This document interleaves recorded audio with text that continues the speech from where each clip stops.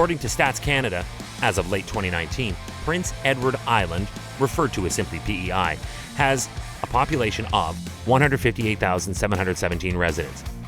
The town of Oakville, Ontario, where the Weather Network is, has around 30,000 more people. Hi, I'm Chris May, host of This Day in Weather History, a podcast from the Weather Network in Canada.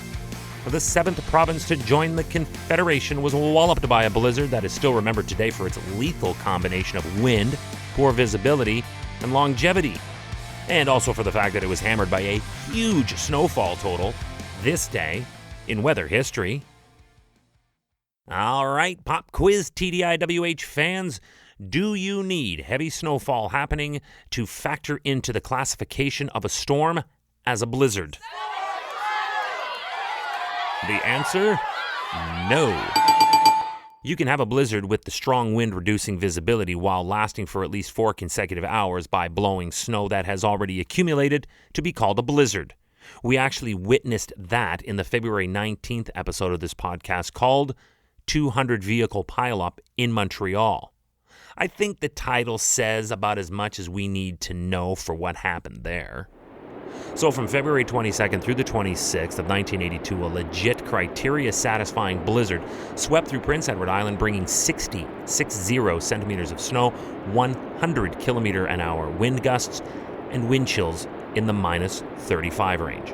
Can you just imagine the drifts created by that much snow, driven by that strong of a wind? Well, let me paint a picture for you. This storm buried vehicles, snowplows, and trains in 5 to 7 meter drifts and cut off all ties with the mainland. And by mainland, I mean basically North America. There was so much snow piled so high that it took 2 weeks to finally get rid of it all. But in the meantime, most parts of the island province were ground to a halt. Let me explain. Prince Edward Island's transportation network has traditionally and understandably, given its very name, island, revolved around its seaports of Charlottetown, Summerside, Borden, Georgetown, and Souris, as well as 2 main airports in Charlottetown and Summerside.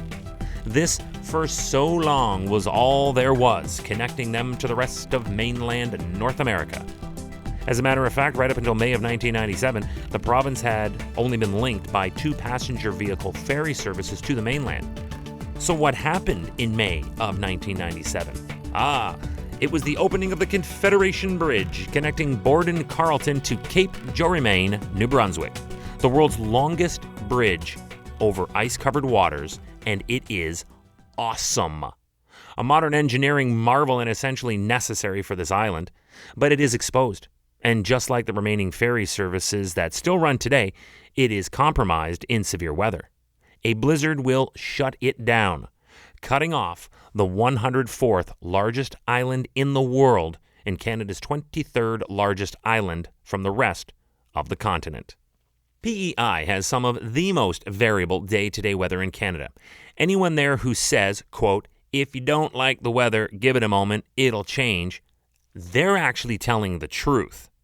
The wind chill I mentioned that made it feel into the mid-minus 30s is way off base for this province.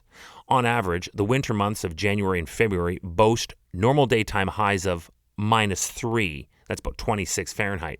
That is some of the mildest of all areas in Canada, save maybe for Vancouver Island, perhaps, and the BC Lower Mainland. The yearly average for snowfall in PEI is only 285 centimeters, so therefore this storm dropped close to 1/5 of the total annual in one go. As a result of the comparatively milder winter temps and more moisture-laden atmosphere, given its unique geography, during the winter months, the island usually has many storms, which may produce rain as well as snow, and the occasional blizzard, as the much, much colder air comes rushing across from the mainland.